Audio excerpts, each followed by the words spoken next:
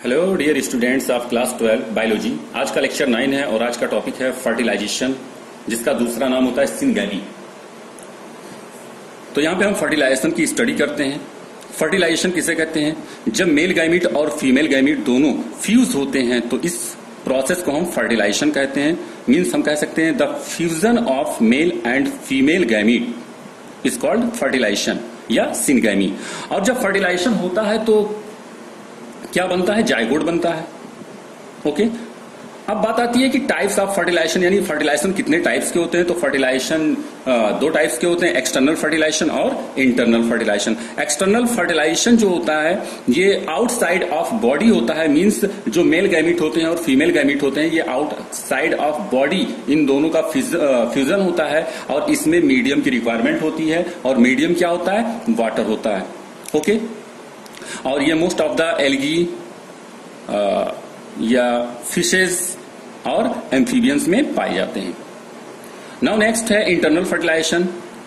जब male gamete और female gamete fuse होते हैं इनसाइड ऑफ बॉडी तो इस फर्टिलाइजेशन के प्रोसेस को हम इंटरनल फर्टिलाइजेशन कहते हैं। और ये ब्रायोफाइट्स में, टेरिडोफाइट्स में, जिम्नोस्पर्म में और एंजियोस्पर्म में पाई जाती है। और कुछ एल्गी होते हैं, जैसे कि यहाँ पे एग्जांपल हमने लिया स्पाइरोगायरा, इसमें भी इंटरनल फर्टिलाइजेशन पाया जाता है। अब बात आती है पार्थिनोजेनेसिस। पार्थिनोजेनेसिस एक ऐसा प्रोसेस होता है जिसमें फर्टिलाइजेशन नहीं होता है, बल्कि जो फीमेल गैमीट होता है वो सेल्फ से ही डेवलप हो जाता है। फीमेल गैमीट यहाँ पे हमने मेंशन कर रखा है, female gamete undergoes development to form new organism. मतलब जो फीमेल गैमीट होता है वो सेल्फ से ही डेवलप होकर के न्यू ऑर्गेनिज्म का फॉर्मेशन करता है विदाउट फर्टिलाइजेशन। और ये कुछ लिजर्ड्स में पाया जाता है, रोटीफर्स में पाया जाता है एंड कुछ बर्ड्स में पाया जाता है like Turkey. Now last events है post fertilization events. Post fertilization events और पोस्ट फर्टिलाइजेशन इवेंट्स में हमें दो स्टेप पढ़ने हैं, जाइगोट और एम्ब्रियोजेनेसिस। यहां पे फर्स्ट ऑफ ऑल हम स्टडी करते हैं जाइगोट का। आप जानते हैं यहां पे हमने मेंशन कर रखा है कि जब मेल गैमीट और फीमेल गैमीट फ्यूज होते हैं तो किसका फॉर्मेशन होता है? जाइगोट का फॉर्मेशन होता है। और जाइगोट जो होता है वो फर्स्ट सेल होता है, first cell of the new generation. यहां पे हमने कुछ कैरेक्टर लिखे हैं जाइगोट के। It is the first cell of the new generation in all reproducing organisms. Means ये फर्स्ट सेल होता है जाइगोट। और जाइगोट में हमेशा नंबर ऑफ क्रोमोसोम्स जो होते हैं वो क्या होते हैं? डिप्लॉयड होते हैं। तो जाइगोट इज ऑलवेज डिप्लॉयड। और जाइगोट क्या होता है? एक वाइटल लिंक होता है, दो सक्सेसिव जनरेशन के बीच का एक वाइटल लिंक होता है। Okay, zygote. बहुत सारे एल्गी होते हैं और फंगी होते हैं जब जाइगोट का फॉर्मेशन होता है। फंगी और एल्गी में जब जाइगोट का फॉर्मेशन होता है तो इस जाइगोट के चारों तरफ एक सिस्ट बन जाता है, सिस्ट बन जाता है।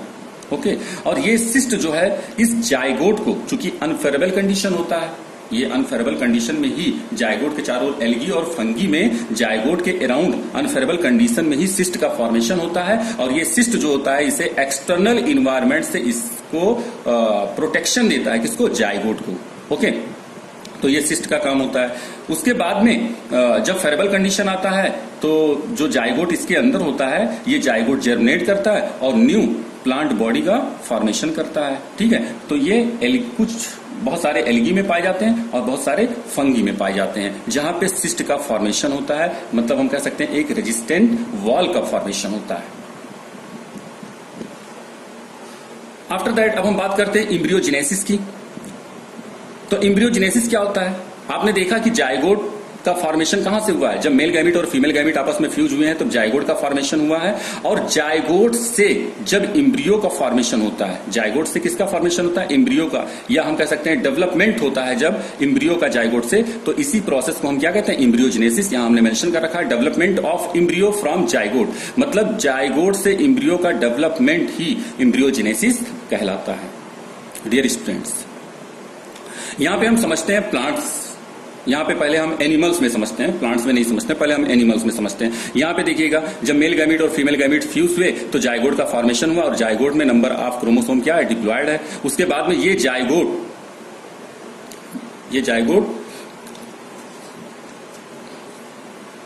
रिपीटेड माइटोसिस डिवीजन में जाता है।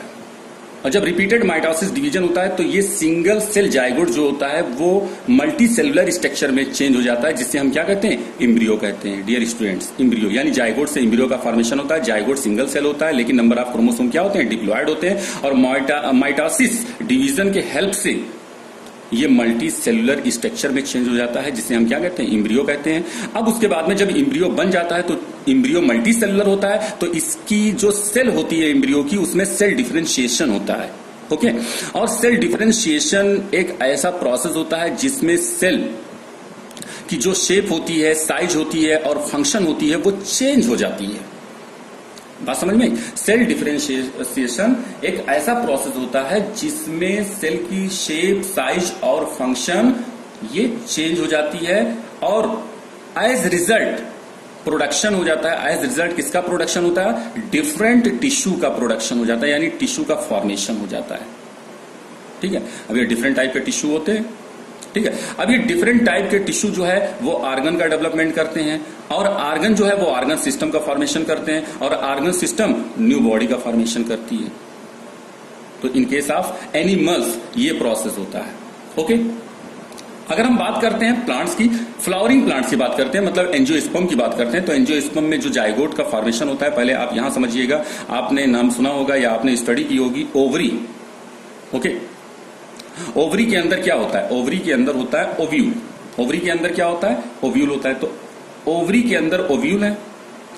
ओके डियर स्टूडेंट्स, ये ओवरी जो है वो फ्रूट में चेंज हो जाती है, और हमेशा ध्यान रखिएगा, अगर ओवरी फ्रूट में चेंज होती है तो ऐसे फ्रूट को हम ट्रू फ्रूट कहते हैं।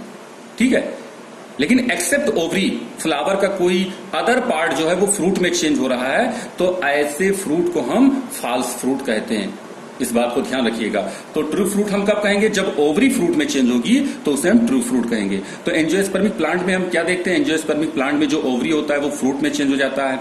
Okay dear students, after fertilisation की बात हो रही है। और ओवरी के अंदर ओव्यूल होते हैं। ओवरी के अंदर क्या पाए जाते हैं, ओव्यूल पाए जाते हैं, और ओव्यूल चेंज हो जाता है किसमें, ओव्यूल चेंज हो जाता है सीड में। यानी हम कह सकते हैं ओव्यूल, सीड का फॉर्मेशन किससे होता है, ओव्यूल से होता है। ओव्यूल कहां प्रेजेंट होता है, ओव्यूल प्रेजेंट होता है ओवरी के अंदर। फ्रूट का फॉर्मेशन किससे होता है, ओवरी से होता है। अब यहां पे एक बहुत इंपॉर्टेंट पॉइंट है, number of seed. Number of seed, यहां पे देखिएगा, नंबर ऑफ सीड मतलब कितने सीड का फॉर्मेशन होगा। तो नंबर ऑफ सीड जो होता है वो हमेशा डिपेंड होता है किसके नंबर पे, ओव्यूल के नंबर पे। डियर स्टूडेंट्स ध्यान रखिएगा, अगर सपोज आप मान लेते हैं यहां पे ओव्यूल का नंबर 2 है तो कितने सीड बनेंगे, 2।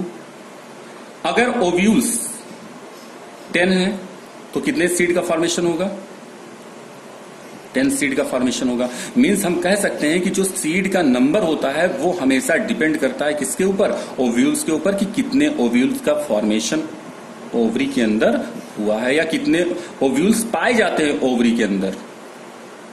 बात क्लियर है डियर स्टूडेंट्स? अब सीड के अंदर क्या होगा, सीड के अंदर चूंकि फर्टिलाइजेशन हो ही चुका है तो सीड के अंदर जाइगोट होगा, और जाइगोट चेंज हो जाएगा किसमें, इम्ब्रियो में चेंज हो जाएगा। अब इस इम्ब्रियो को न्यूट्रिशन कहां से मिलेगा, इस इम्ब्रियो को न्यूट्रिशन मिलेगा डियर स्टूडेंट्स, एक स्पेसिफिक टिश्यू होता है जिसे हम क्या कहते हैं, इंडोस्पर्म कहते हैं। इस इंडोस्पर्म, ये जो इंडोस्पर्म है ये न्यूट्रिशन प्रोवाइड करेगा किसे, इम्ब्रियो को। जब सीड को हम सॉइल में रखेंगे तो सीड के अंदर क्या होगा, जर्मिनेशन होगा। मींस ये जो इम्ब्रियो होगा इसी से जो है क्या बोलते हैं, नए प्लांट क्या होंगे, ग्रो होंगे डियर स्टूडेंट्स। ओके, तो ये है, ये केस जो हमने ये केस बताया, ये plant, in case of plant हमने बताया है। और यहां पे जो हम स्टडी किए हैं वो किसकी स्टडी किए, एनिमल्स। मतलब एनिमल्स में ये प्रोसेस होता है और प्लांट्स में ये प्रोसेस होता है, हमेशा ध्यान रखिएगा। और एक बात और ध्यान रखिएगा कि ओवरी के अराउंड, ओवरी के चारों तरफ जो वाल होती है जिसे हम ओवरी वाल भी कहते हैं, ये ओवरी वाल यहां पे हमने लिखा ना, फर्टिलाइजेशन के बाद ओवरी के चारों ओर जो वाल होती है वो वाल चेंज हो जाती है किसमें, फ्रूट वाल में चेंज हो जाती है। चूंकि ओवरी फ्रूट में चेंज हो गया तो ये जो ओवरी के चारों तरफ वाल है ये किसमें चेंज हो जाएगा, फ्रूट वाल में चेंज हो जाएगा, जिसे हम क्या कहते हैं, पेरिकार्प कहते हैं। क्या कहते हैं, पेरिकार्प कहते हैं डियर स्टूडेंट्स। और ध्यान रखिएगा ये पेरिकार्प जो होते हैं ये ड्राई और फ्लेशी हो सकते हैं। मतलब हम कह सकते हैं जो पेरिकार्प होता है पेरिकार्प होता है ये ड्राई भी हो सकता है और फ्लैशी भी हो सकता है। ध्यान रखिएगा, गूदेदार भी हो सकता है। मतलब किसी किसी फ्रूट में जो पेरिकार्प होते हैं वो सूख जाते हैं और किसी किसी फ्रूट में जो पेरिकार्प होता है वो गूदेदार होता है, फ्लैशी होता है। ठीक है, लेकिन पेरिकार्प मीन्स आप समझिएगा फ्रूट वाल। ओके डियर स्टूडेंट्स, तो इसके साथ ही ये जो चैप्टर 1 है ये कंप्लीट होता है। ओके डियर स्टूडेंट्स, और नेक्स्ट चैप्टर जो है वो नेक्स्ट लेक्चर में हम स्टडी करेंगे। तब तक के लिए God bless you, thank you.